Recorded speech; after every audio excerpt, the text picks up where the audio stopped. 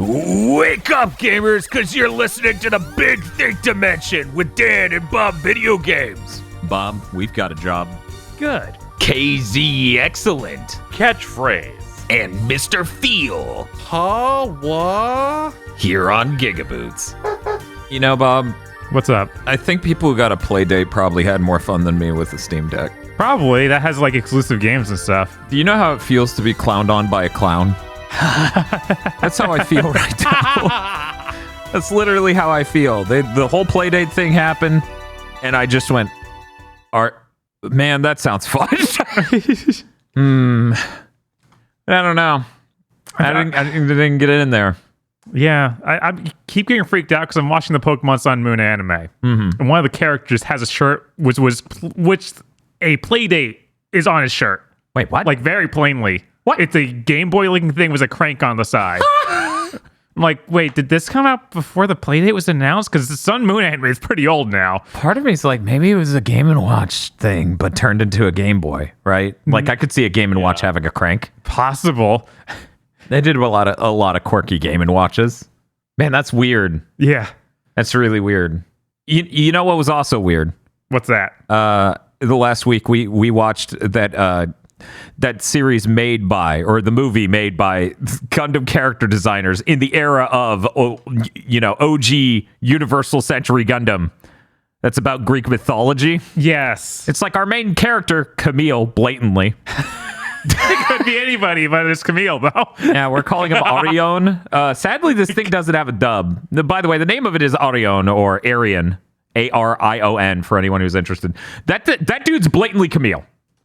Camille derogatory. I'm gonna pull this up, see if I can find a picture of him from a frame, because it is very blatantly okay. Yeah, it's like he's on the cover. It's a little less blatant there. Yeah, on the cover it's absolutely less blatant, but I'm gonna go ahead and post that. I feel like, but he's got a headband. That's true. He's keeping his hair down, and he's got a headband, so it makes it a little bit less obvious. That thing was cool as hell. Yeah, it was very raw at various moments. There's a lot of really awesome stuff. You've got your classic stuff. You've got Ares. You've got Zeus, Hades. I would describe it, but that would spoil part of it and do it a disservice. I think it's really cool, and it weaves an interesting narrative.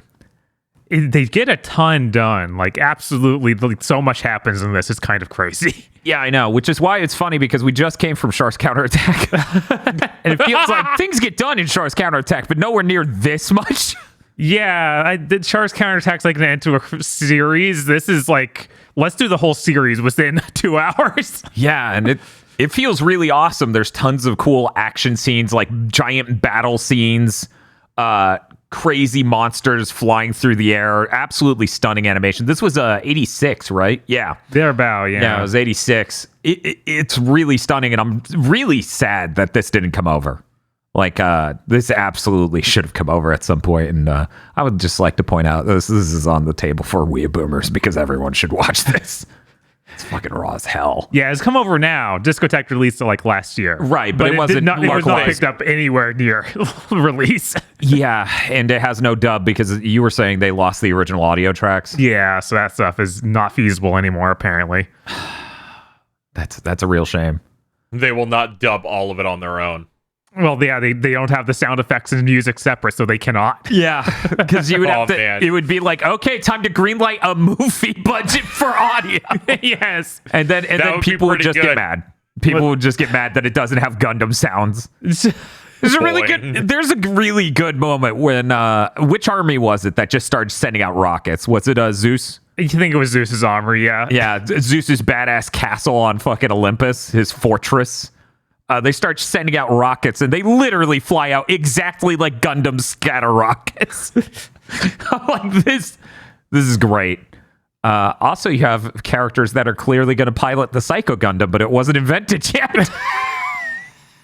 They were saved. Yeah, this thing freaking rules. Highly recommended. Absolutely loved it. But we also played video games. Weirdly enough, my playlist of what I played for video games outside of our stream was exclusively to check out how VRR went, because that update came out for the PS5. That checks out. This means I had the most micro slice of games ever, Bob, Okay. because it's games that don't run at 60 on the PS5. Yeah, it's really hard to like think of the perfect game for this situation because it's like most games run pretty well. It's kind of crazy, Yeah, the PS5 is an insanely powerful console. and you can't just play the PS4 games because those don't work. Like I can't be Right. like, oh well, we'll play this old FromSoft game. Right, like if it worked, then it would be cool because you could maybe smooth out Bloodborne, but I think you still wouldn't be able to. Right. Even if Yeah, you could Dan, force that setting on PS4. I had a magical experience with VRR. Mm-hmm. I got in, turned it on. They went, your TV doesn't support it, and then my journey with VRR ended. Yeah.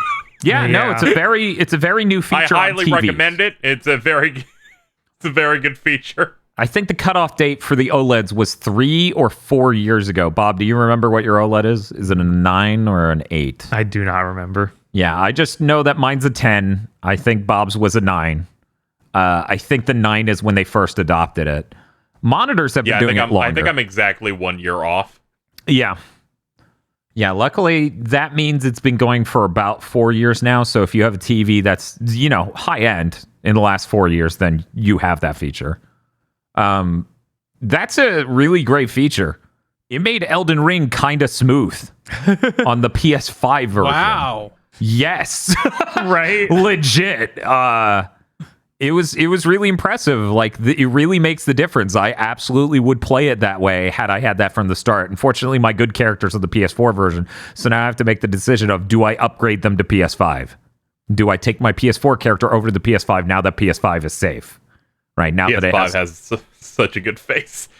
he has the VRR thing going on. Oh, you're talking about my character in the PS5 version with his shrunken mouth? Yeah, I'm like, that dude has such a good face. You just got to put more work into him. He's a fixer-upper. No, that guy got a bad start in life. For one, look at his face. Yeah, right. It's just not eligible. Sorry. This is the easiest to win argument I've ever been in. I don't know. Was his life really that misfortunate? Yes. Look at his face. But yeah, no. It's nice that it leveled that out a bit. I feel like, Stranger of Paradise, the demo at least. I tried that with VRR.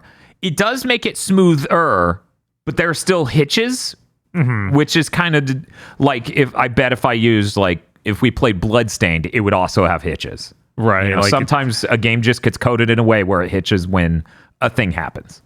But Yeah. it did or seemingly you're fighting smooth it that out. coin guy. Yes. So these were fairly good experiences. Bug Snacks was another one of those games where sometimes you code a game and it just has hitches. That's how Bug Snacks was at launch, but at least now when it drops a little bit below 60 frames per second, it looks smooth. So I really appreciate it. Yeah, overall, this has been a great update. I'm glad it came out. It was so funny to look at all of my games and be like, what doesn't run well? Two last things, though. I guess it's really more than two, but whatever. I played Control, because Control has the 30 frames per second fidelity mode.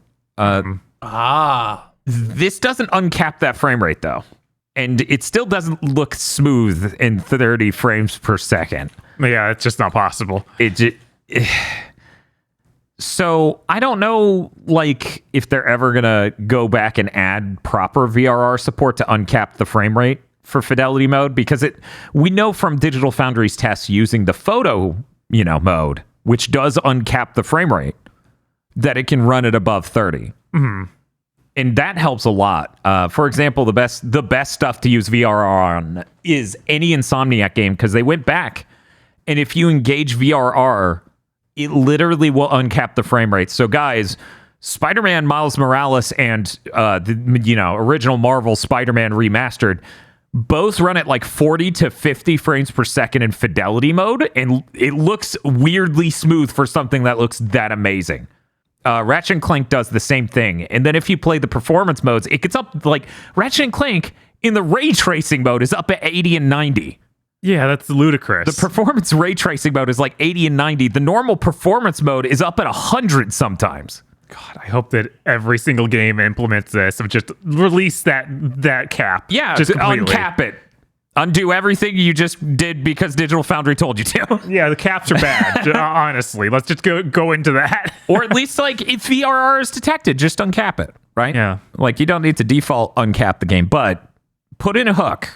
Just uncap the game if VRR is detected, because Jesus, it really helps. You know, like, it is that much smoother to run a game at 40 or 50 versus 30. Yeah. You were going to say something, Casey?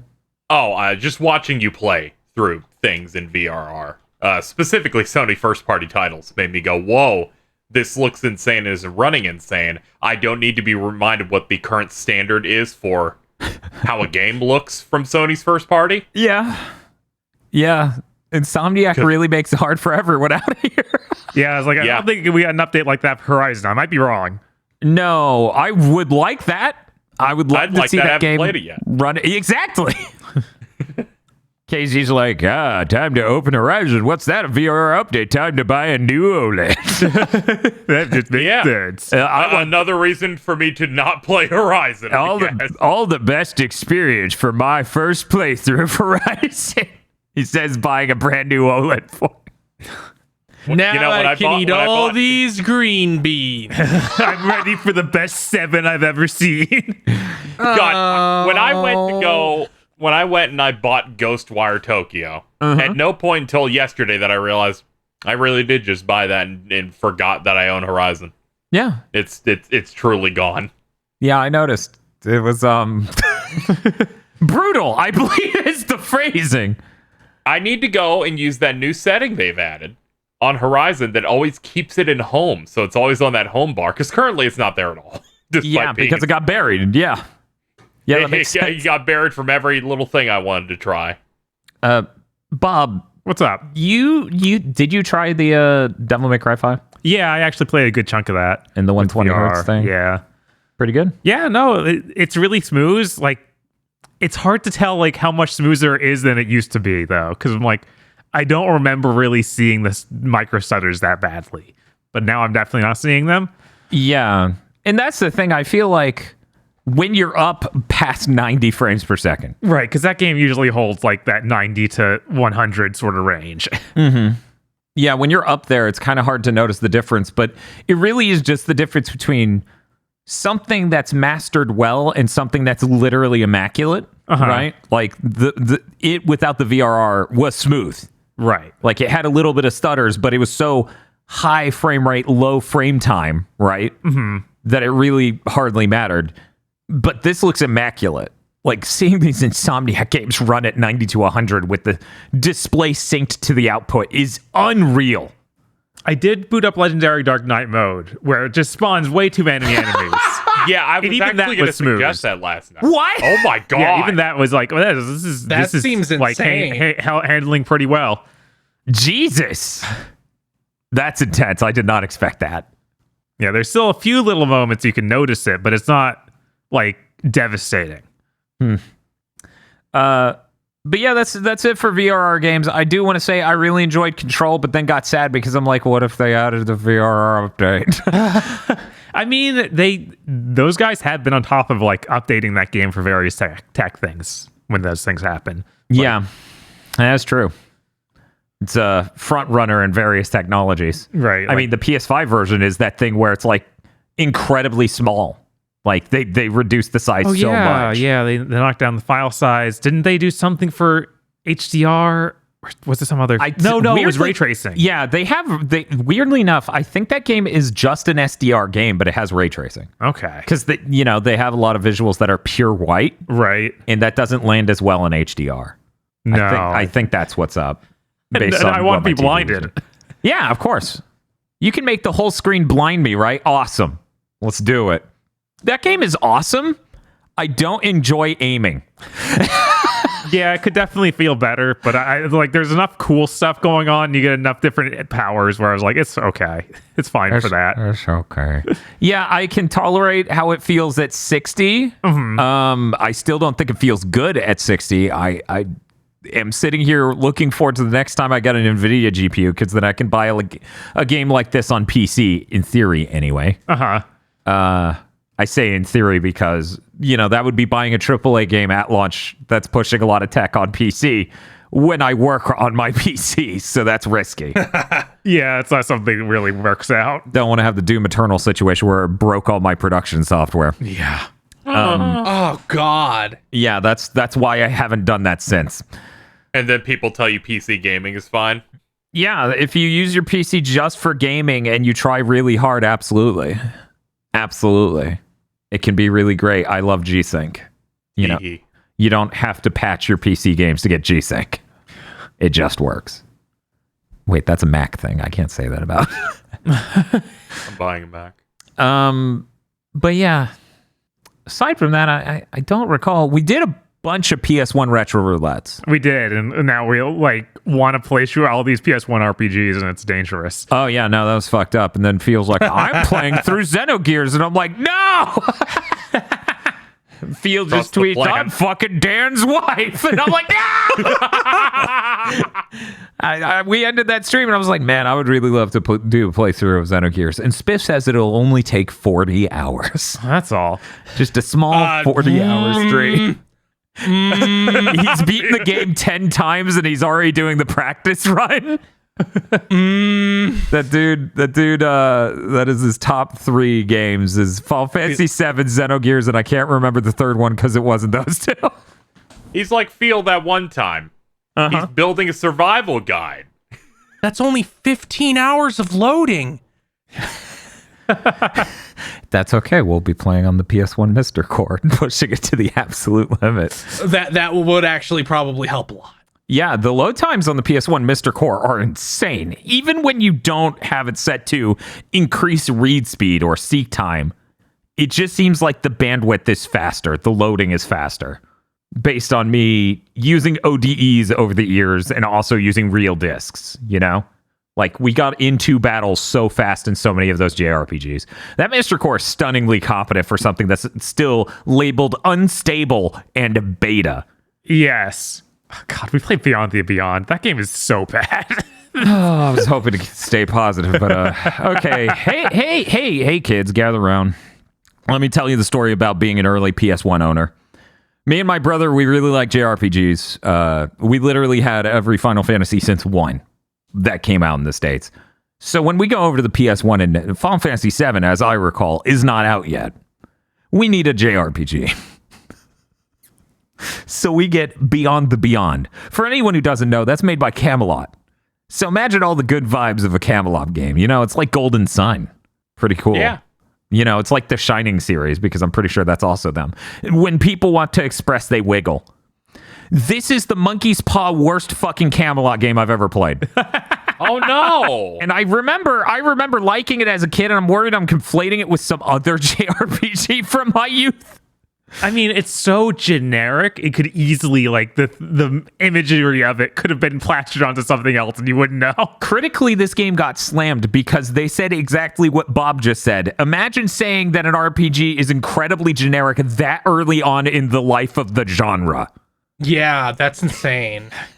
Like that just has to be like you're a knockoff Dragon Quest on the PS1. Yeah, because it was, and that's the insane part. The insane part is like it's not like it's even generic like a normal RPG generic. It was so clearly directly Dragon Quest, but bad, which was bizarre.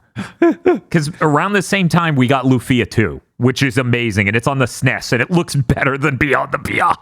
Yeah, that game also does not look like a PS1 game in any way. No, yeah, it doesn't. I'm looking at it now. It does look like Super Nintendo. Yeah. I mean, thing. Specifically, it makes me think of Lunar 1. Yeah, like... Oh yeah, it Lunar does. looks I saw, better like, in a little some thing ways. floating Yes. near you. And it kind of gave me those vibes. Lunar has like I think surprisingly fluid animation for like combat and stuff to make up for everything being small and squishy. But I just in my head, Lunar looks so much better than that fucking game. Yeah, 100%. It also has anime cutscenes that look really good. This doesn't even have that. Yeah, it has like an artistic style to it, which it's hard to even say that that's what's going on with Beyond the Beyond. Which is weird because once again, the fucking Camelot games they made on Sega consoles have an art style. Yes. Yeah. somehow is like make everything brown and boring, which is like how do you do that to? It's supposed to be this happy RPG that's like Dragon Quest. What happened? Yeah, the Shining series visually just looks better, and that shit came out on like Genesis, right? So I don't know what happened with that. We can probably move on. Yeah, now. we can move on, but I wanted to have this moment publicly with the audience since it was brought up at all, because you guys need to understand. I loved that game. The PS1 was keep loving it. The PS1 was blowing my mind at the time. It absolutely just benefited from that. Right. I was just confused looking at this footage where at the end of the battle, everyone jumps for no reason over and over again. I can deal with that. It's the part where the level curve makes no sense. We gained 3 levels and we still couldn't one hit a slime. And gaining those 3 levels took 45 minutes or something. The dungeon's intentionally designed to make you run through the same rooms over and over and over. The random encounter rate is way too high. The story that's a lot of game. The encounter rate's way too high, and the story is just the most generic shit possible. It truly is. I'm not I sit there and I'm like, Lufia 1, kind of basic, but I wouldn't say it was generic. This, oh yeah, 100%. What do I think when I think of generic? Were you in a village that was attacked by people? Is there someone with amnesia? So you are in a village. You're raised by foster parents. Okay, never mind. There's a sister-like figure who wants to also go on adventures but isn't allowed because she's a girl. There's a lot of sexism in the first hour of this game. Never mind. You hit every other one that I didn't say out loud. You don't understand. The first quest is you go to a nearby cave to get a sacred water, but then she comes down and gets hurt, so you need to save her. Yeah, this is all of them.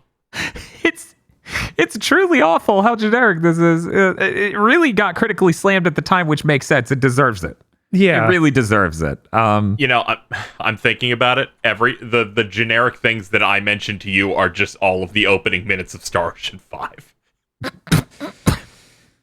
See, when I think of JRPGs nowadays, I think of this old MS Paint comic, which I'll never be able to find ever again. Okay. It's like the starter town, and it's like all the starter NPCs, like tutorial guy, childhood friend, like father, and in the background there's like a giant gym on a pedestal, and has a sign on it that says "World Destroying Gym."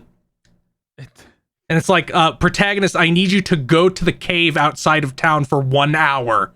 And then the next panel is him returning, and all the town is on fire, and the gym is gone. And the elder is like, "You'll never guess what happened." Also, KZ, to clarify, the town we were in wasn't attacked. The castle was attacked nearby in the first 40 minutes. Yeah, so we had to go rescue our biological father who was at the castle. I actually did find it. How the fuck? I can't believe I found it, but I did.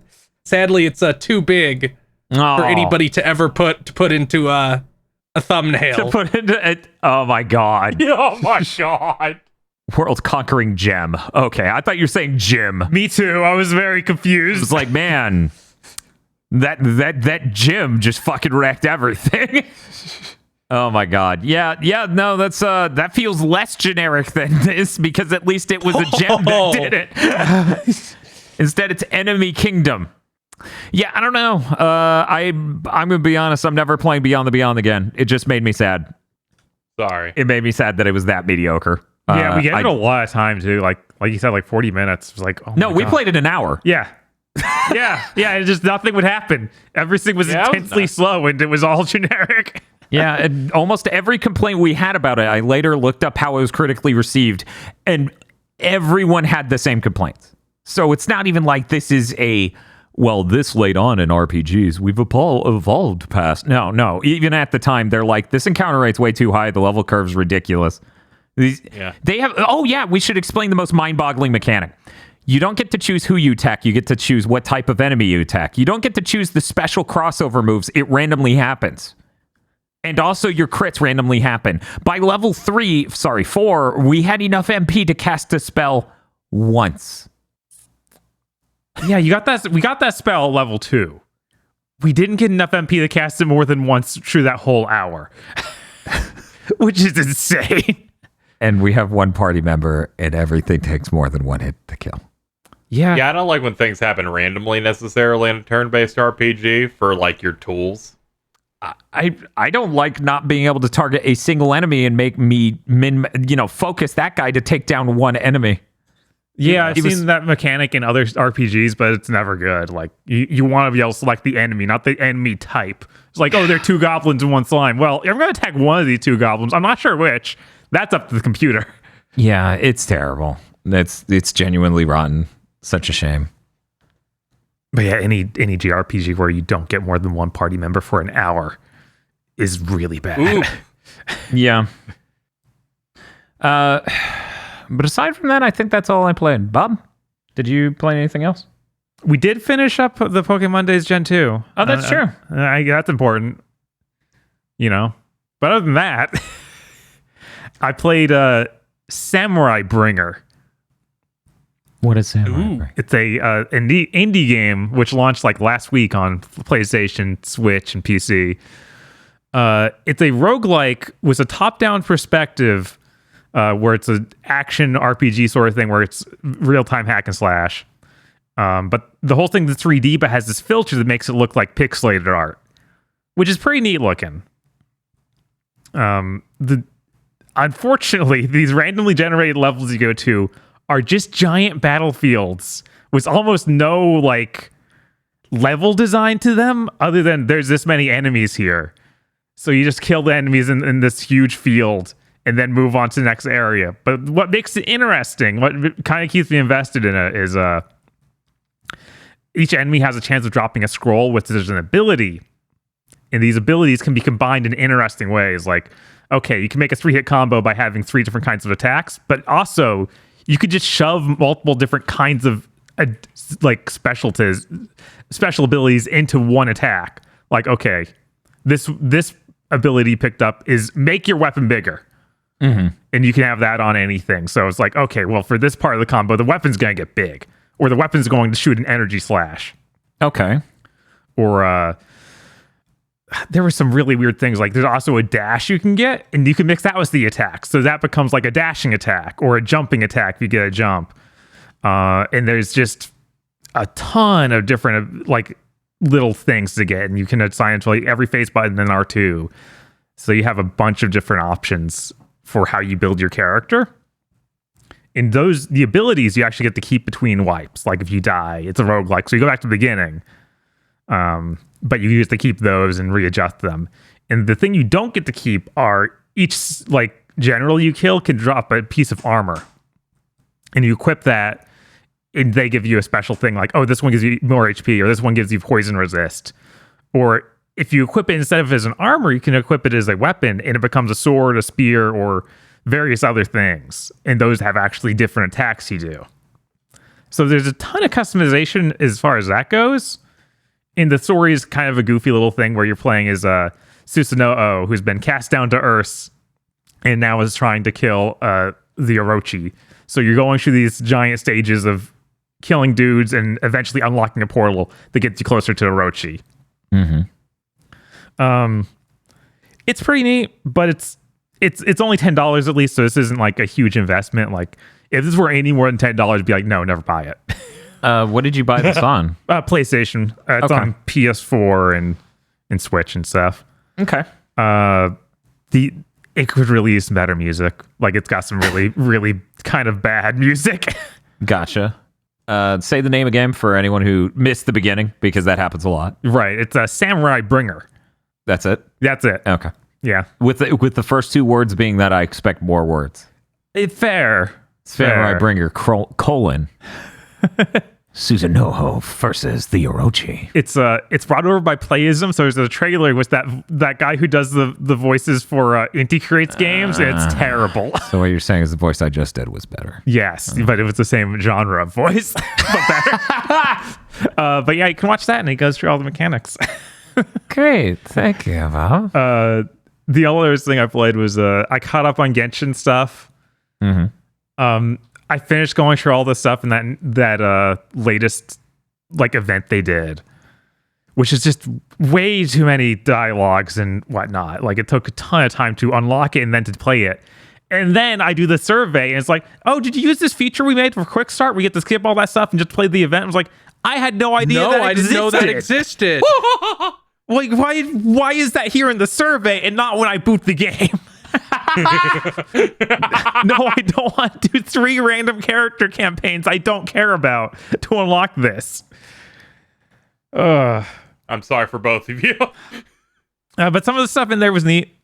Fields covered most of it last week, so I don't really go into it deeply. But hey, there's a thing where you get to have a parry mechanic. That's cool. And nothing else really. That was basically it for what I played this week. We also watched Spy and Family. That's true, and you can hear about that. That's true. You can hear about that, assuming nothing's gone horribly wrong. It'd be assuming nobody's dead. Quite impressive, like an impressive blunder. Yeah. That was good. Yeah, we did a whole podcast. Yeah, people should go listen to that. We're going to throw it over to KZ. KZ, what have you been up to? This past week, I played the JRPG Barkley Shut Up and Jam Gaiden, the 2008 free game that a team made that is canon, because when you open the game, they say everything you see is now canon, where the basic premise is you're in the post-cyber apocalypse. This happens through a combination of things, but the most important one being Charles Barkley, basketball player, tries to play too hard and does something called a chaos dunk. Yeah. That kills hundreds of thousands, to let alone millions. It kills 15 people. million. It kills 15 million people. Yeah, it kills 15 million people. That's So basketball becomes outlawed in the Great B-Ball Purge. And the story goes off from there of, oh no, a chaos dunk, it happens in Manhattan that kills another 15 million people. And people are like, only Charles Barkley is capable of performing this, so you have to one, recover your son Hoops and team up with other characters such as Balthios, the as described octoroon great-great-grandson of LeBron James, who is very, very, very clearly a Virgil-like character who uses energy swords called Zalbers. Wow. And the Cyber Dwarf, Which is German for magic. God. And the Cyber Dwarf, a dwarf from space that looks like a normal dwarf, but he got into an accident, so they just had to graft his and replace his skin with a basketball. And this is a normal ass JRPG where you try to stop the bad guys and save the world. You know, I thought that you'd get to play as Charles Barkley in this. Yeah, You do. you do. Yeah. He was Okay. just listing all your teammates. Yeah. Oh, okay. I thought that they were I didn't understand that he was those are the main additional guy. It party sounded like you were going after Charles Barkley. No. Basically, they're like, the only person who could have done this is Charles Barkley. No, this is a frame job, and his ultimate rival is Michael Jordan, who is using the Michael Jackson Moonwalker sprite. Yeah. Michael Jordan sold out the other. Yeah, he sold out the other b-ballers, so he's now leading the secret police that kills basketball players. Okay. This is a 2008 RPG Maker-esque type of JRPG filled with quick time events and other things where you're like, how did you manage this? Where there are like 2 or 3 sequences in the game where it's like you're dodging the police shooting like energy guns at you, or you're like jumping off like the second floor of stairs to land onto the ground. They know their JRPGs over there, where it has literally every touch I expect from a normal JRPG, where it's like dialogue scenes are happening and then they allow space for 2 to 3 seconds of nothing happening before someone speaks again to show that they're like thinking about it. They're like thinking about what to say next in terms of like the pacing of a scene. You have your, I'm going to this lab to learn bits and pieces about an accident that happened that builds out the lore of the world. It is surprisingly dialogue heavy, and all of it seems well thought out while also being a shitpost. And the combat system is better than I can think of most JRPGs that came out in that gen, where every character has a default attack and an alternate, and they all are like different gimmicks of how to perform attacks.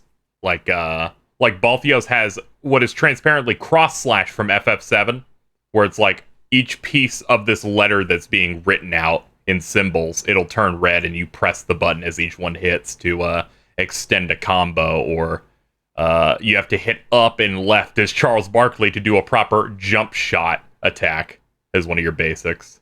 And then you're like learning new skills along the way, doing various different side quests, encountering references and stuff, and getting random dialogue sections where they're making fun of the Bush administration because this came out in 2008. I reached the dev room that is just hell, and in hell they play a distorted version of God Bless the USA. Cool. And the save point thing this time is just a user review or something they got in a forum saying, why would you play this song and talk about this stuff in hell? Are you trying to say that George Bush is a Satanist?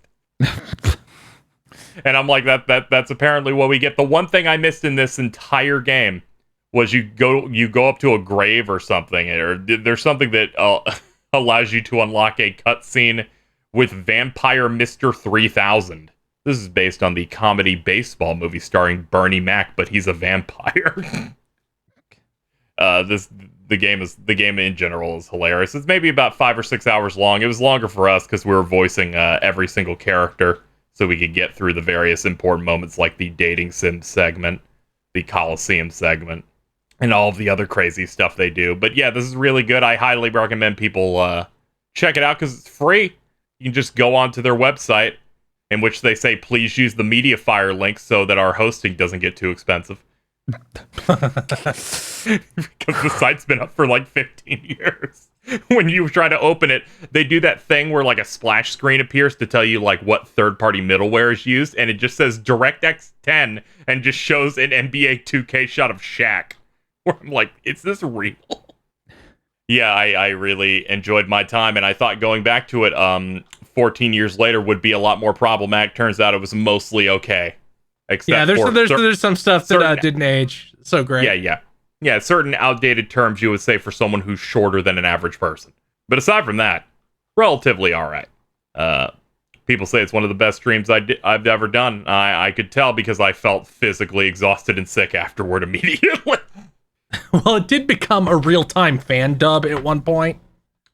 Yeah, and it got most of the people I was with had no idea about many of the details of the game, where I'm like, do they know that Bill Cosby is going to show up in the next 10 minutes? I don't think they know. Oh, God! But me and Phil knew when they started talking about the Ghost Dad. But yeah, that's basically all I played in great detail this week. Okay. Phil? I've been playing Xenogears. Fuck you. Xenogears might have the most if you like booted this game when it came out, it would have blown your dick off. The presentation is like, the sprite work is incredible. The areas look really nice. It's full of anime cutscenes. They happen almost constantly in the opening of that game. The music's really good.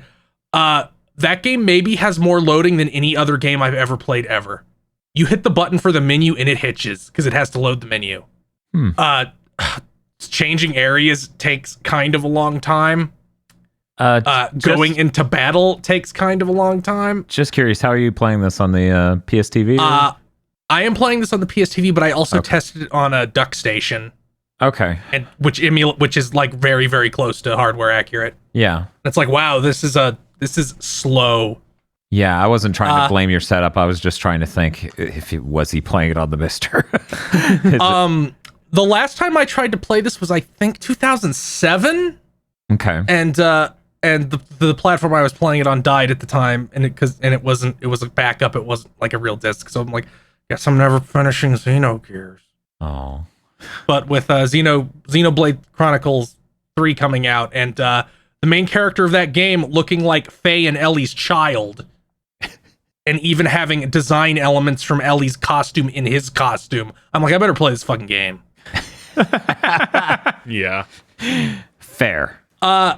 Playing this game after watching Gundam and Evangelion is very fucking funny. Yeah. Well, Because, no one could there's ever been inspired. Never. You're, within the first hour of the game, you have a scene that just could be from Evangelion, like with the characters talking to each other and one of them lecturing the other. And a scene that could be from Gundam, almost exactly, with Faye being like, but I don't want to fight. And the other dude being like, I'll open the hatch and toss you out of this ship. And then starts beating him. Also, there's a part where guys attack the base you're in and you have to fend them off, and they just look like generic guys from Gundam. That's great. God, one thing we found out was when Luca was in the game was like, what? Why did you just put a spider? We played 3 games with Luca in it during the PS1 Retro Roulette. Jesus. God damn it. Sorry. Oh, like, here's Chrono Cross, here's Xenogears. What was the third one? God, there I was guess a third Chrono one. Trigger. Because we Oh, booted yeah, up Chrono we booted Trigger. Chrono Trigger just to see how the loads were. It didn't solve it. No, those things were still terrible. You can't fucking solve that. Oh yeah, those Final Fantasy ports, man. Yeah. That was Between the certain translations being like Wyvern to just opening the menu, making it shit. Bob, you played 6 for the first time that way? Yeah, I played 6 all the way through like that. Oh man, You're so you really strong. got to dig into that world. Uh-huh. There's also, and I'm going to post it. It's very small because it's the same resolution as it actually is in the game. I didn't blow it up or anything. There's like a portrait that Ellie has that is just that maybe they traced from Evangelion. You know, maybe they did that. No, I don't know what you're talking. Maybe that looks extremely close to a certain face that someone makes as they call someone pathetic. No, that's definitely not happening here. I don't know what you're talking about. That's what do you even? Nah. The combat system seems kind of bad. Okay. In fact, it kind of has the energy of not being finished, which, considering the second half of this game is legendary for not being finished, maybe it wasn't finished. Because it doesn't really have a lot of mechanics or UI. It's kind of light on both of those. Huh. And it's like, okay, maybe there's nuances I don't understand, but it's like what? Why would I not just do the strongest attack I could do every single turn? Because you have like the combo system, which you have like the Tekken buttons for light, heavy, light, medium, and strong, like martial arts attacks. Uh-huh. And if you do them in the right order, you get like a Legend of Legaia-esque like hyper combo. But Legend of Legaia had like a meter system, and this doesn't. So there's nothing keeping you from just dropping your strongest move every single turn, I don't think. Like, from what I've played, I haven't had any trouble just doing that every single... And it changes a little bit when you're in the gears. Yeah. But when you're on foot, it's like, I don't get it. Okay, there you go, Phil. I blew it up to 1800 by 1800. Thank you. That's important. Thank you. Mark it. I will now put it in the podcast. Who could this be? Something interesting about this, Phil. I'm not sure if you heard about this at all. Sorry to interrupt your tangent. Apparently, this was yet another pitch for Final Fantasy VII. Yes. And also another pitch for Chrono Trigger at one point, I believe. Yes, it was. That it feels like almost every single game Square made in the first half of that gen was supposed to be Final Fantasy VII at some point in development. This is really great. No. Then they move on and they're like, we'll make that later. But I can see the Chrono Trigger really clearly. Yeah, Luca's right there. Yeah, I remember when Sakaguchi just walked into a room and just said, "Tetsuya, you're not on Xenogears anymore. You're making my game, which was going to be Final Fantasy VII." Yeah, poaches that. I'm not super far, by which I mean I'm 7 hours, which isn't super far in a JRPG on the PS1 that has kind of egregious loading. Yeah, I was like, maybe the combat will make more sense later on then. Like, maybe they just have introduced some mechanic that makes it feel complete. Maybe. I don't know. We sound like we're talking about Final Fantasy 13. Yeah, right. Does the Mister have cheat functionality on PS1 core? Yeah, if you turn off the CPU cache, you can cheat. Yeah. Because there is a cheat code that I determined, and this is almost enough to make me consider switching to DuckStation. Mm-hmm. Just this. It makes the text appear instantly when characters talk. Ooh. when normally it is the slowest text speed I've ever seen in a video game. Yeah, it was pretty slow. We actually played a lot of JRPGs during that roulette too, so we got to compare it against all those. It's like the 1-2 punch of the loading, and that is like, this is glacial. But it looks really neat and has really good music, and it has a guy who like appears posing exactly like Master Asia on his Gundam. Yeah. That shot is absurd. And then I think he says he needs your power to kill God. Yes. It's always good. And I'm like, what? And I'm like, it's really great to see where where the game's media's perceptions of JRPGs for the past 25 years came from, condensed into one screenshot. Yeah. Did I play anything else this week? But But that's good. I'm going to continue playing it. I could stall. Bob and I didn't talk about Vagrant Story. Oh yeah, that was cool. Ooh. Amazing. If you haven't seen Vagrant Story play, I think its production values are a step above every other PS1 JRPG. I genuinely believe that. The way it tells its story with the cool cinematic camera cuts, tracking shots, etc., the text playing out, it has seamless loading. Yeah, like it'll finish this really cinematic cutscene, and then it'll cut to some text that literally is just important story stuff, and you get maybe a paragraph or two, and then those fade away. Like the second paragraph fades away, and you're in the next cutscene, and it's going. Yeah, the only thing it's missing from being the absolutely insane is having like a dub, like because they have voice acting here. Yeah, it feels weird not to, but it manages to overcome that and still look amazing. Yeah, it's really, really cool. I just from the small amount of time we spent with it, this was the other one. It was like Xenogears and this were the ones where I'm like, God, I really want to play through this. Yeah, Vagrant Story is really, really cool. That storytelling is really, really neat. That was also Hitoshi Sakimoto music. Yeah, it's very clearly, which is always good. Yeah, the tactics guy. Final Fantasy Tactics. I did not actually play anything else worth mentioning, so that's it for me. Okay. I guess we'll talk about, if you guys are in the mood, the Pod Lords. I'm always in the mood. Yeah, tell me about these Pod Lords. I've never heard of them before. But who are the Pod Lords? What do they want? Yes, that's right. The Pod Lords. Pod Lords such as E. Lee Broyles, Corey Brown. They weren't kidding. That Luigi could extra sensory.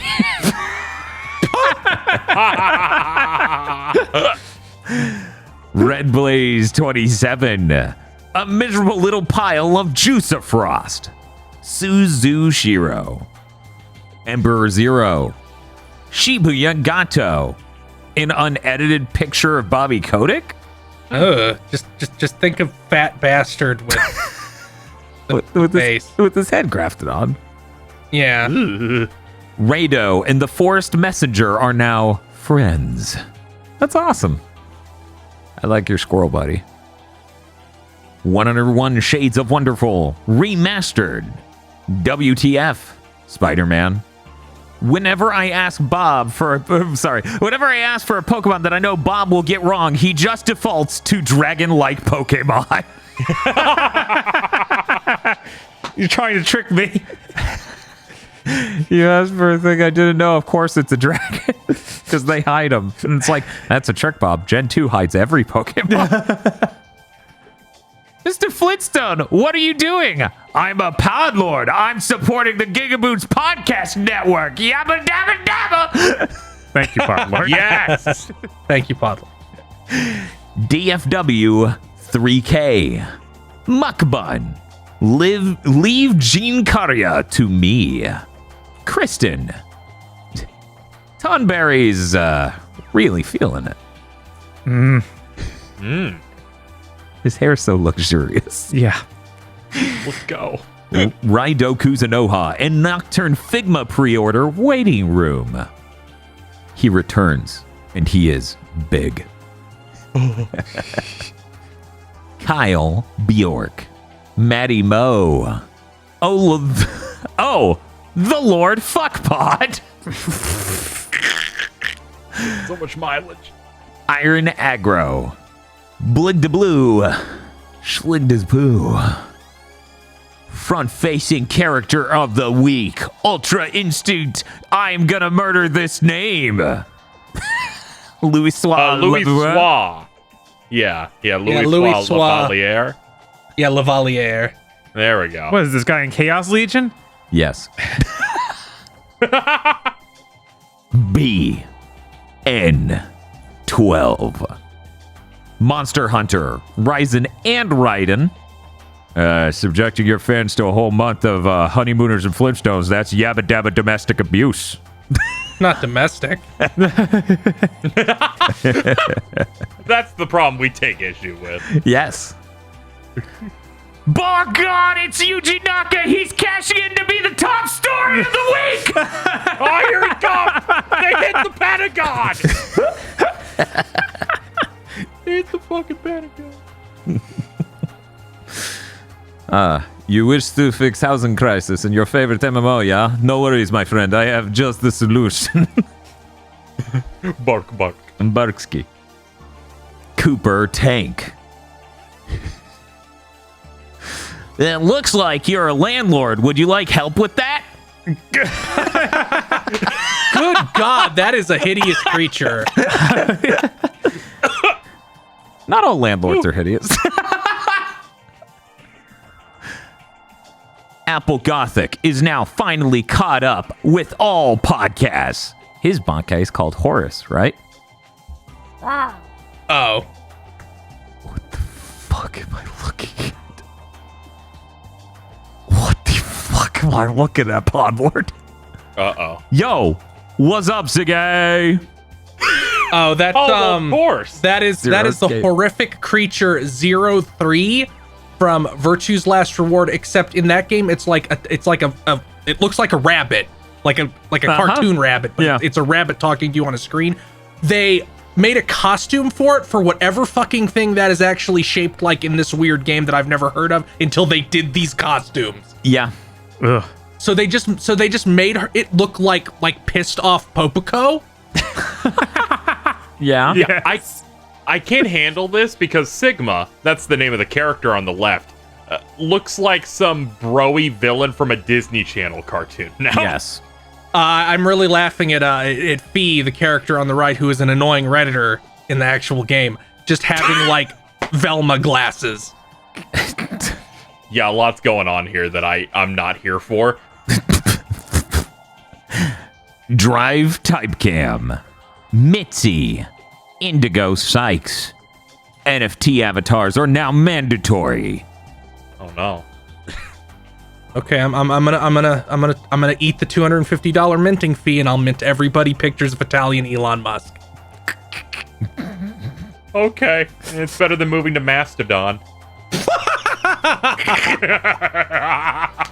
Gardevoir jump scare. Bob, is that the Gardevoir you drew? Yes. Why are they also the Great Gazoo? No! Look, I need to draw Gardevoir being smug, and it just happened. See, It looks like someone's mom in a cartoon. they asked for Gardevoir using its ability trace over Bob's drawings of Wonder Breads and being smug about their drawing ability. I think you did a good job. A raccoon that loves his new Spheal plush. Ooh. I like that we don't just get Bob drawings, we get Toast drawings as Bob Lords now. Yeah, they're no longer horrifying. I love that one. It has button eyes. God, imagine like a gym class in middle school, but somebody's whipping the Spheal at your head instead of a dodgeball. Jack Frost went to town and found this funny car hoe. Open are the double doors of the horizon. Clouds darken the sky. The stars rain down. The constellations stagger. Doom posting in our Podlords.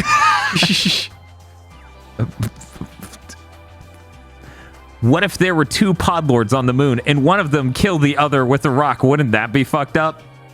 God damn it. He's gonna do it. Virnvarm.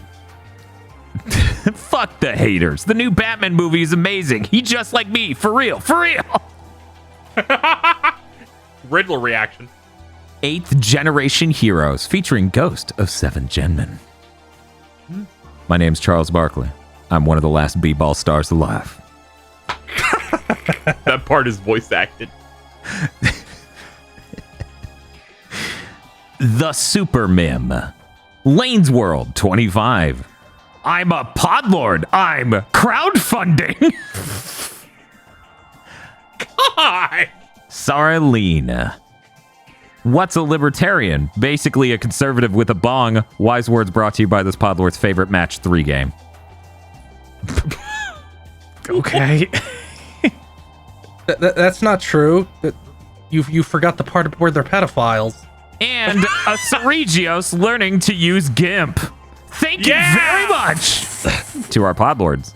That must be really hard with the talent. Thank you, It's podlords. rough, man. Thank you, podlords. Yeah. Use the Thank you, tail. Podlords.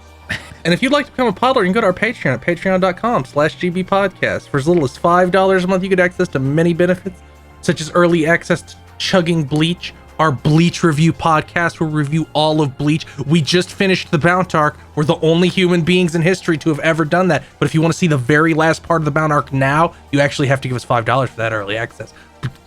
You want to know what happens to Jinkari, right?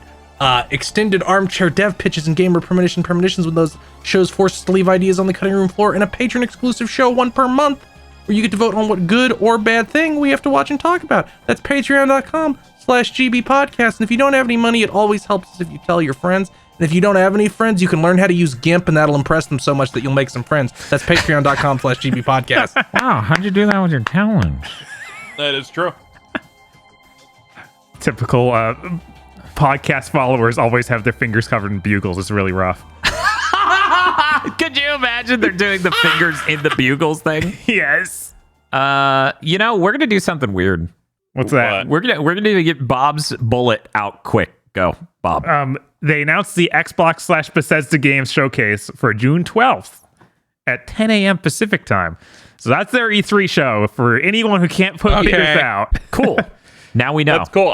I was thinking literally yesterday, I'm like, I need to start getting dates and getting people planting their flags for summer video game reveals. So I'm pretty pumped about it. Yeah, Bob off content just said, it's been a while since we had to stream a gaming event. And I swear to you, the second he said that, that's when this was announced. Yeah, this was posted like 10 minutes later. I was like, okay, there we go. Yeah, I was literally going to say it last night while you were playing shit on VRR. Now we'll just group together the fucking PlayStation stuff. Some guy was hired at Sony and announced on Twitter, hey, I'm Sony's game preservation guy. It's my career passion, and I'm very excited to work with PlayStation on their stuff. Everyone assumed this was like, this guy basically announced emulation coming to PS5. And it's like, no, I'm about game preservation. No. I'm about game preservation. I don't have anything to announce about back compat or emulation or anything. Anyway, here's a GDC talk you can watch, and everyone went away after that. There was no excitement. Yeah, I didn't even hear about this. I didn't hear about this at all. Sam. It was really good that it just blew up for 1 second, and then he's like, no, I do boring shit. And then they all went, aw. Just walked away. It's still They good threw to up hear the that. peace sign and then slowly faded away. Yes. It's good to hear that they care about preserving their games, though. Yes. In general. Everyone should have a division dedicated to this. It's insane that they don't. Right. Like, They at least this have is a happening department just now for at it. Sony, of all places. Right. Yeah. So it's good that they're staffing up in that way. Very promising in that sense. It's a good GDC talk. Anyways, that's it for that Sony news. Let's talk about other Sony news. We got dates on the PlayStation Plus thing? Yeah, we do. So we have that tiered system. It's going to let you like do time demos and play old games. They put out a bunch of release dates. Japan is getting it June 1st. North America is getting it June 13th, and Europe's getting it June 22nd. I believe there's another day that was like near the end of May, but that was like for specific Asian territories that are not Japan. Gotcha. Okay. Yeah. Additionally, we saw that Siphon Filters 1 through 4 were rated for PS4 and 5 in Korea. So those are probably, I would assume, confirmed for the service. Yeah, Mystic Ryan made a tweet about this, and I'm like, yeah, it's a shame that this is how we get this news, through it being rated instead of Sony telling us up front. Why would we pay them more money? Yeah. Maybe putting that on the official announcement post. Yeah. And yeah, for people who don't know, these are Siphon Filter games that cover the PS1, the PS2, and the PSP. Like okay. They are all across. Siphon Filter 4 is on PSP? One of these is, I think it's 3. I think it's like Dark Mirror. Okay. There were 2 of them that had subtitles. What like my Silent Hill pitch? Yes. Yeah, they aren't they like the last 2 are not numbered, so it's hard to figure out. Yeah, that's what got me confused when I was looking at the news when it first dropped. Yeah. When I replied to Mystic Ryan on Twitter, I'm just like, yeah, it's a real fucking shame they had to do that instead of it leaking through these rating boards ratings. Someone came into my replies and went, "This isn't a leak." I just muted them and moved on. Yeah, that's the only response. I'm not interested in debating with you what is and isn't a leak. You clearly insane person. I would have blocked those people, the most annoying people ever. Feel, you have more words about things related to this, possibly. Okay, Sony has announced that any game that is going to be sold for more than $37, which is a bizarre number that I cannot figure out the meaning of. But it has to have a timed gameplay trial.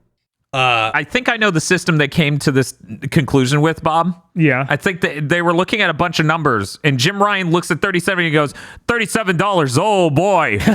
And that's when he decided that was the moment. I assume this is just pretty much saying, if you're going to have a $40 release. But they needed to cut it a few dollars lower just in case. Because people do that. I'm like, no, it's $39.99. It's not $40. And then Jim Ryan's like, well, the $39. And then one guy's like, $38, fuck you. Yeah, it feels like it fights that. Yeah. It was like, no, we need a demo for these things that are very expensive. If you create a bespoke demo for the game, Sony can specially approve that, and then you don't have to do this. Okay. But that requires special permission.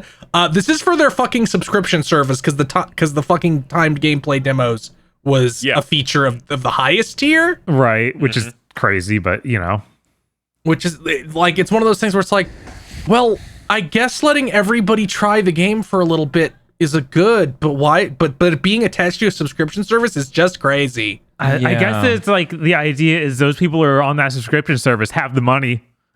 Like they're on the highest end. Of course they got money, so they're the ones that should try it. But buy it. But they're the subscription service where you get they're like the highest Game Pass tier.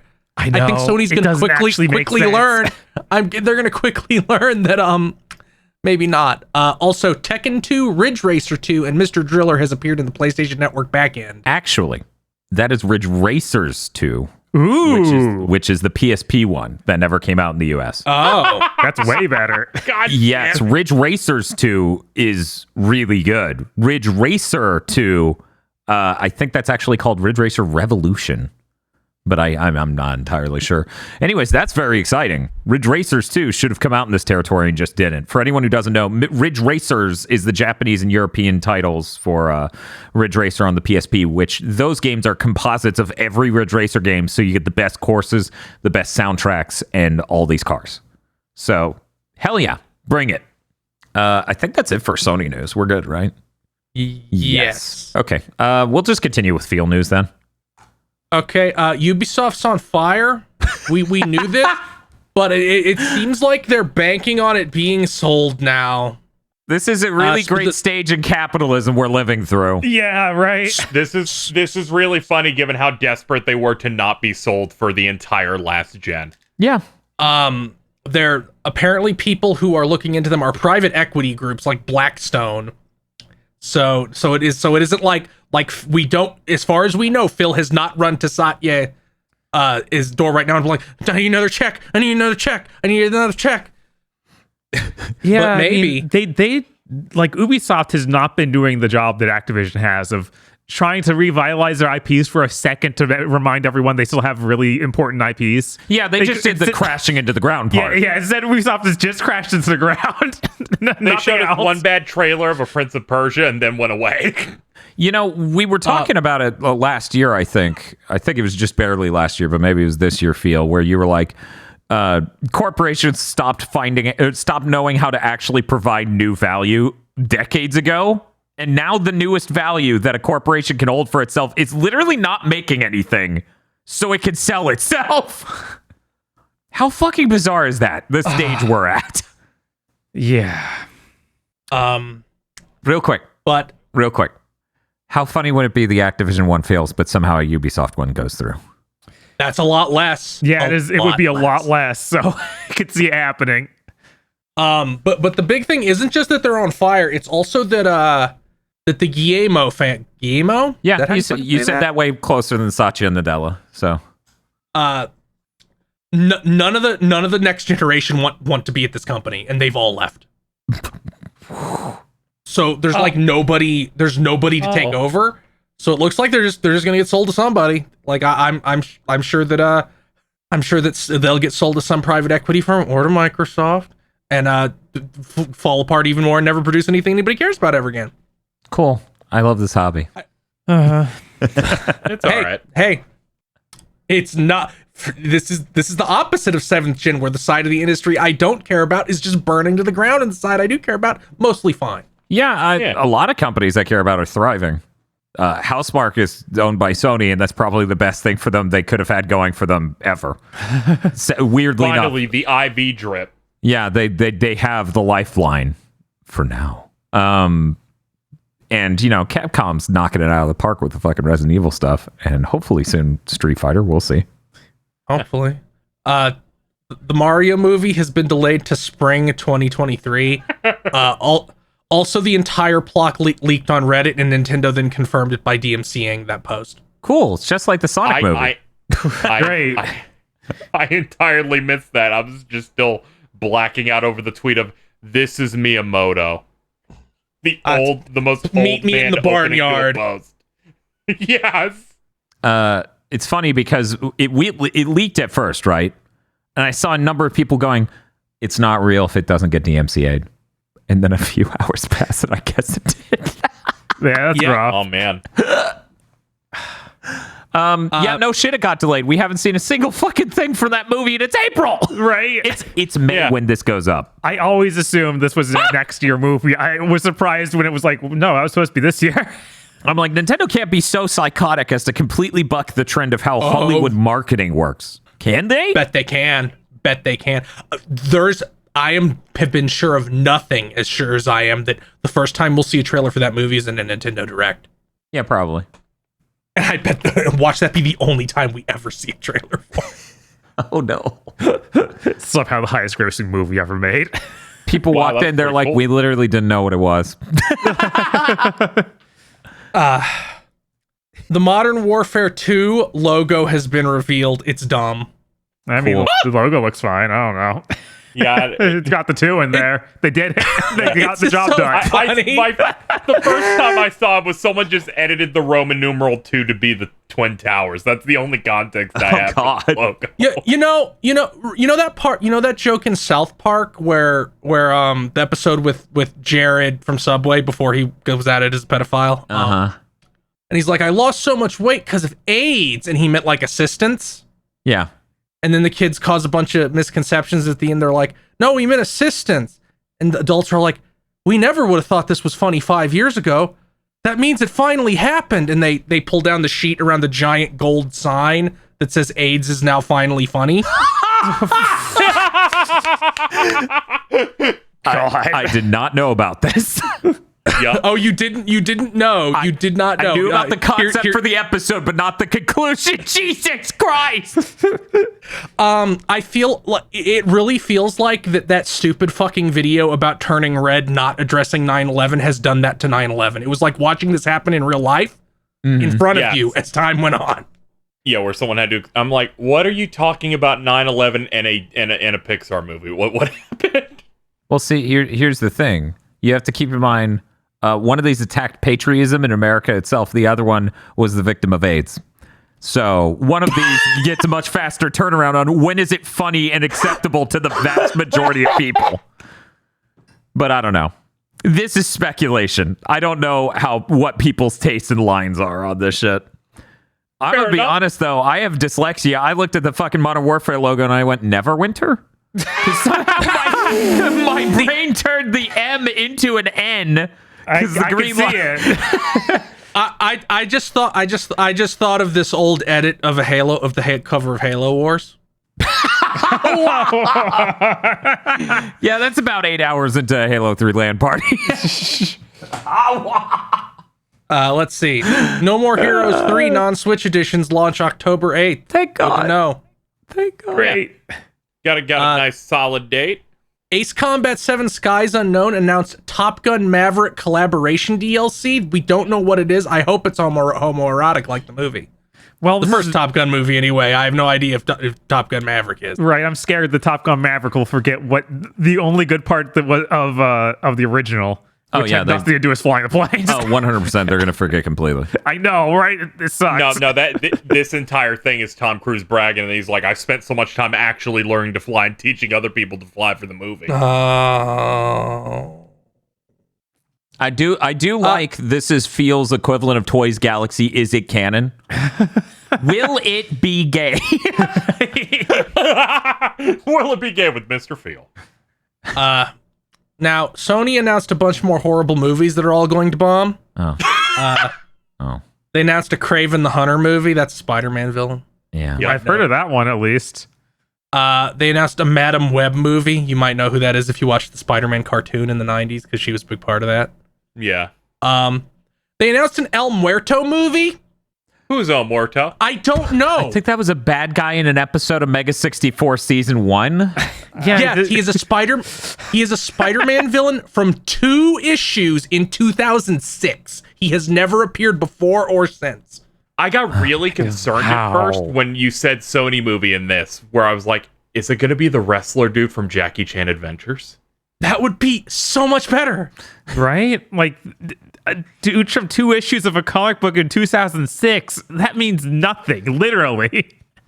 But they're like, it's part of the Spider-Man brand, we think, so we can do this. Hey, when are you bringing Jackie Chan Adventures back? Like, yeah, you should do that. We have all these streaming services. Like, I'm sure that's like somebody would get excited for that. I'd look at it. The VAs are still working. Jackie Chan's voice actor, because it wasn't actually Jackie Chan, was fucking Hojo in the FF7 remake.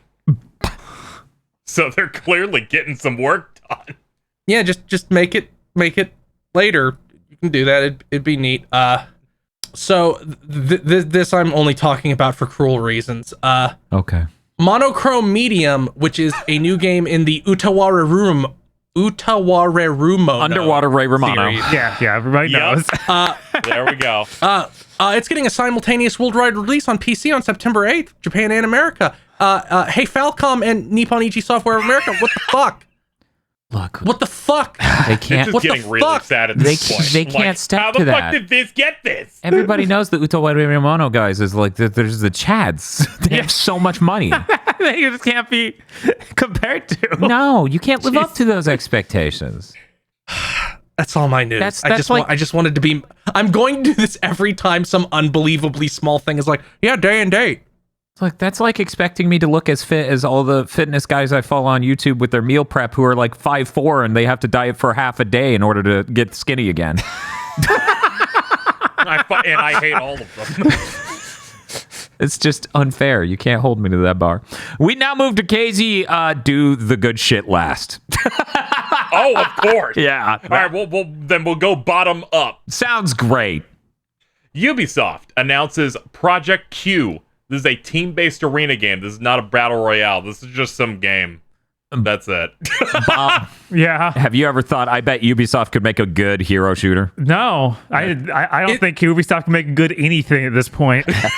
Isn't this the thing that was probably an NFT game at first and they ripped the NFTs out? Is this thing where it's like build your own stuff and take it from thing to thing in this game? I search Like, I search Project Q, and it's like queer nonprofit in L.A. And I'm like, okay, clearly not going to be the shipping title. But yeah, that might have been it in a conceptual thing before they actually announced it. This they got ahead of it, said that there's none. Introducing codename Project Q, a team battle arena letting players truly own the experience. Oh my god! But but nobody knows what that means. But they've said this doesn't have NFTs. But this was definitely the NFT game they ripped the NFTs out of. Yes. This is actually before they even launched that other hero shooter that's based in the Tom Clancy universe. Mm-hmm. Is this a hero shooter? They're calling it a team-based arena shooter. I believe that's correct. One moment. It would be strange if they weren't trying to do a hero shooter thing based on that information. Yeah, based on that description of these character designs, it would be really bizarre to be like, they don't have unique personalities or abilities. Even though it's like, I feel like years out of vogue to be like, here's my hero shooter that isn't from an established IP. Yeah. Oh my god. But yeah, please be excited for this Ubisoft video game. That's never going to come off because they're never going to come out because they're burning down. Yeah. Yeah, probably. It won't even have that moment that that one that had Twitch integration had. The battle royale where it's like Twitch players could make. Yes, that. Probably which again, multiple people told me like, yeah, its gimmick is that it had a really high tick rate and felt really good, and I'm like, wow, it would be nice if any human being ever had communicated that to people. No. Well, people don't understand what a tick rate is. We can't just explain. Impossible. You know, you're right, Dan. Speaking of good tick rates, Splatoon 3. Cool. This is coming out September 9th, confirming my theory that they just probably swapped places with Xenoblade. because that's what happened. Because this game needed a bit more time. But we got that. They put out a trailer that confused many people because it is not a trailer. They just showed an uncut match of Turf War, which looked cool. Yeah, I'm like, this is cool for people who are really into Splatoon. Yeah. Yes, ain't getting anybody new, that's for sure. It probably won't help people who are on the edge. I look forward to their next trailer about this. Oh yeah, I'm sure something for whatever they do for E3 will be neat. Yes. Yeah. Because then we'll probably see more of a chunk of the campaign. Right. You know? Yeah, I feel like this could have just been a blog post style thing. Just post on Twitter, hey, this is what's happening. But they gave us the treat that was watch a match. And I'm like, cool. Yeah. And then I didn't watch the whole match because I had enough. Yeah. Yeah. Many people asked for this. It was finally given on an iterative sequel. So my last piece of news, piping hot today. It's very, very exciting. Yuji Naka opens up about what happened with Balan Wonderworld. Now, I put it later in the bullet points, but the context for this is that Yuji Naka sued Square Enix, and that is concluded now. Because 6 months before launch, he was removed as director. His removal from the director spot was approved by basically every high-profile position on the team, from producers to advertisers to the sound team. Yeah, the sound and team. To HR. One of these people being Naoto Oshima. Yeah. Yes. The sound team. Yes. How did you piss off the sound team? I'm gonna tell my theory at the end of this because I can see what fucking happened through time. Yes, because I'll keep going through it. There were two reasons that he says were cited. One of them is in which one of the advertisements, instead of using something for the game's soundtrack, used a YouTuber's piano cover of something. And then the other reason he cited was Arzest did not fix bugs between builds, and apparently him complaining about it to try and get it fixed strained the relationship with Arzest and caused major problems. Yeah, that's what. And I would like to bring up something real quick here right now that is tangentially related. Matsuda, the CEO of Square Enix, did an interview this month that nobody translated except for fucking Bounding Into Comics, that terrible culture war website. Fuck them. But this interview literally says what I guessed multiple times on this podcast, where Matsuda says, yeah, when we contract an external company to make something, we don't really look at it until it's almost done. Like, you don't go into the kitchen and look inside the pot when it's being cooked. You just wait for the cook to bring you the food. And I'm like, so basically confirmation they don't look at these projects. but which feeds into what I'm going to say. I think happened with this. Yeah, he went ahead and he sued Square over this, and all he says is that it concluded. And personally, I'd be willing to believe in him if there wasn't an insanely well documented history of him being a shitheel at Sega and the amount of things that he did, including speaking Japanese to other executives that he didn't spoke Japanese, saying that they're going to steal tech for a Sonic game. Yeah, that was while they were at STI, Sega Technical Institute in the States. There's numerous quotes and stuff like this that make me go, you particularly, and his poor track record, over the years has been pretty bad to the point. And also the concept of, well, he was only the first person to say anything about this, and it's that lesson of, that means he's right. I'm like, this seems crazy when the entire development team wanted you out. Including, like, your longtime partner. Yeah. And, like, collaborator. Here's what I think happened. Okay. The first point he brings up, Casey left out the part where it's like he thought that the person should be credited, which says I was ousted for being too generous and having too big a cock. So let's discard that one. You're talking about the person who made the song that was changed to a ghostwriter. Yes, they didn't credit the person who made the cover that was used in the advertisement, and he said they should have and complained, which I'm going to discard because that sounds really fake. The second one with the bugs. This game did not ship full of bugs. Like that's was like the least of the problems anybody ever brought up with it. Yeah. Yeah, I played through all of that. There's like one visual thing and that bug they patched in the day one thing that was like the seizure thing, but for the most part it was bad. But they give you a power that lets you fly, and that doesn't break the game entirely. So anyway, Yuji Naka has a horrible history of micromanaging things. Mm-hmm. He also has a horrible history of throwing everybody but Yuji Naka under the bus. Yes. So what I think, because like Japanese companies, like I can't see even like some small team like ours just like getting pissed at being told to fix bugs. That seems very bizarre. So what I think happened is Yuji Naka micromanages this fucking game because it has Yuji Naka all over it. Right. Like the one button, the 500 costumes, the no fucking dialogue, all that shit.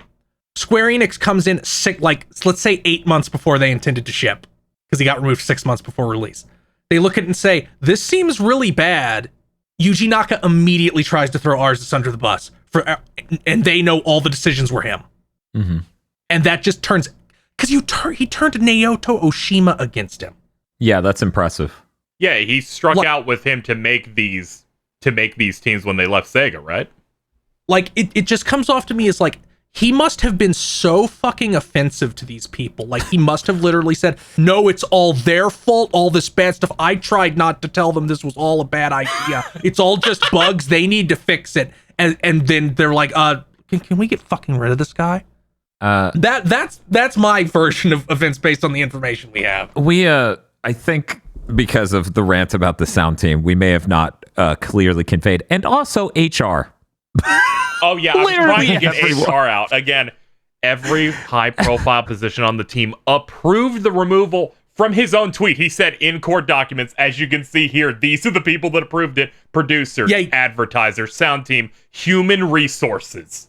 Batman couldn't get this out of me.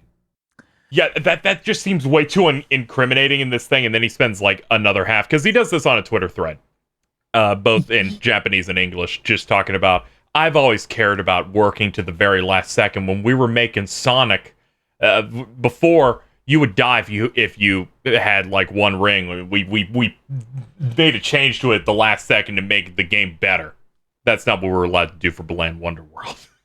The thing that really put me against him in this specific regard, that was like, dude, you couldn't sound faker if you were a puppet, was like, I don't think they really care about the gamers the way I care about the gamers. I don't think they have passion the way I do. I'm like, it really comes off like he just, okay, I can now talk about this, runs to Twitter as quickly as possible to build the narrative. Yeah. That's really how this came off to me.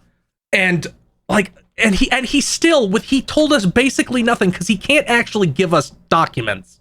I'm sure whatever fucking settlement says he's not allowed to do that. I'm sure, like, he still accidentally got in. Yeah, every single person there wanted me gone.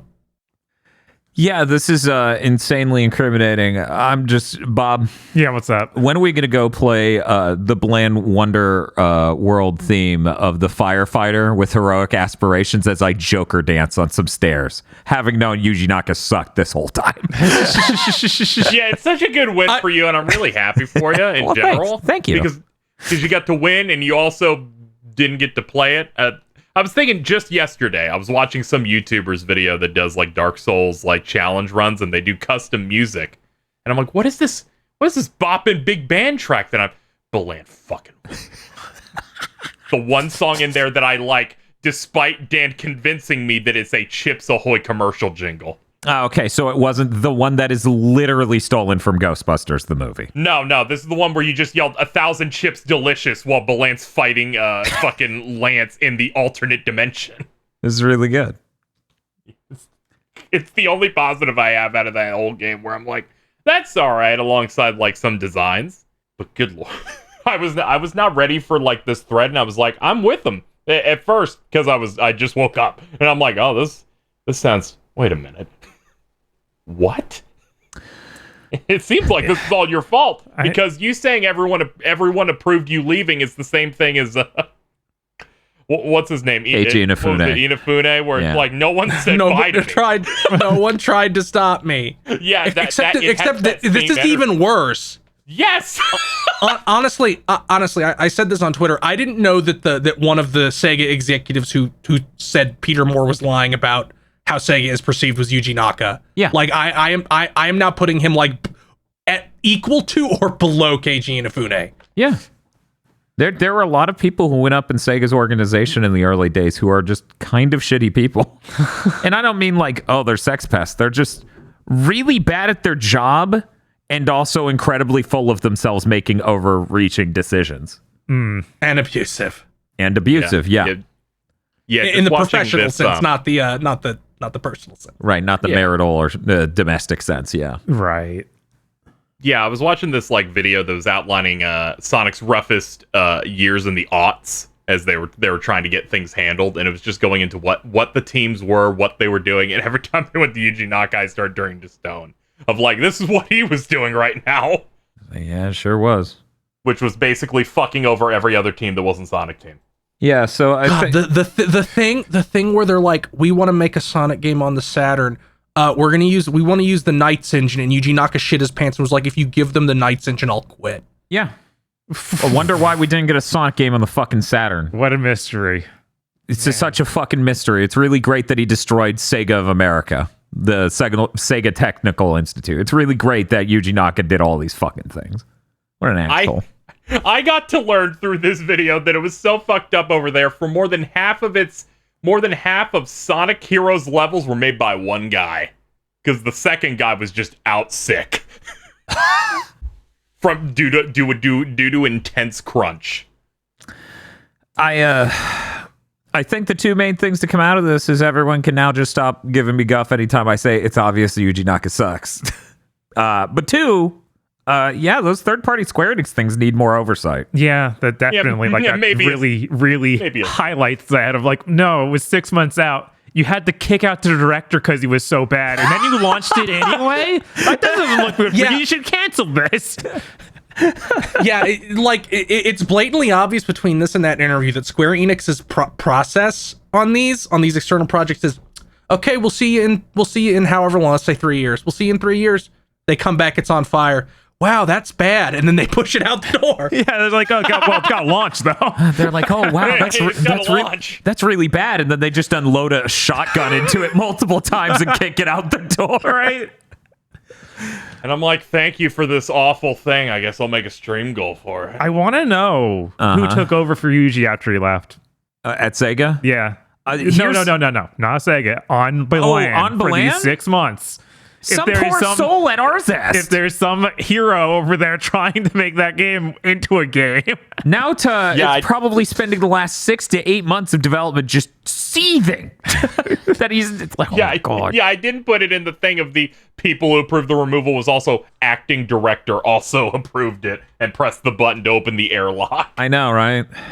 You know what? I'm just going to pretend it wasn't Naoto. I'm going to pretend it was a Bright. He just opened the hatch and tossed him out of the ship. Actually making good on that promise finally. Finally. I just imagine that Yuji Naka's just dropped out of that plane like the dude who talks weird in Gundam Wing. Are these my tears? He stole a mobile suit. Yeah, the only difference is he doesn't get domed in the skull while falling out of a plane. Yeah. Why would you shoot a man before shoving him out of a plane? Before throwing him out of a plane.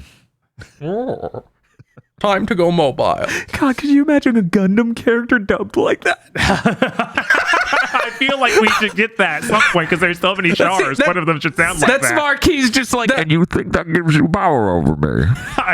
No, see, based on what I know about it, the Gundam series with Bane would be Gundam 00. Okay. Yeah, I'm sorry. I want to hear full frontal voice like that. I was going to say full frontal would work for me too, frankly. I've been watching Moon Knight on Disney Plus. The Egyptian god Khonshu does a voice effect that sounds exactly like Bane. It kills me. Where it just feels like overly edited and overly loud. So whenever he talks, I just laugh. That's awesome. I'm like, you have a Bane. This is wonderful. That's our news, though. That's it for the news. In the next week, Bob and I will play video games. Whoa. KZ? I also want to play video games. I may try and finally get through, finally play Kirby, because I've just that game's great. I've been putting it off, but I'm definitely going to play it. Unlike I've been putting off Horizon, I will definitely play it in December, mid-December. You better start a long time before then, buddy. It's not like it can go on a Game of the Year list anyway. There might be some things from it that we could talk about during Game of the Year. Definitely a lot of ending things and tangent things. Besides, Agra wants to do the spoiler cast, I'm sure. I don't think he wants that at all. Oh, I think he does. I think he wants to record that one from inside of a boxing ring. I don't think he wants to be Casey, what is that dude's name in Xenoblade? The one who dies in the very beginning? Mumkar. I don't think he wants to be Mumkar in the opening of Xenoblade. She's like, no, please. How you feel? You play video game? Yeah, I play video game. Oh, that's cool. Thank you for listening to this episode of Big Think Dimension. If you would like to support us, head on over to www.patreon.com/gbpodcast, where you can get extra podcasts and early access to our anime podcast, Chugging Bleach and Mondo Cool. Head on over there and become a $5 backer or a podlord today.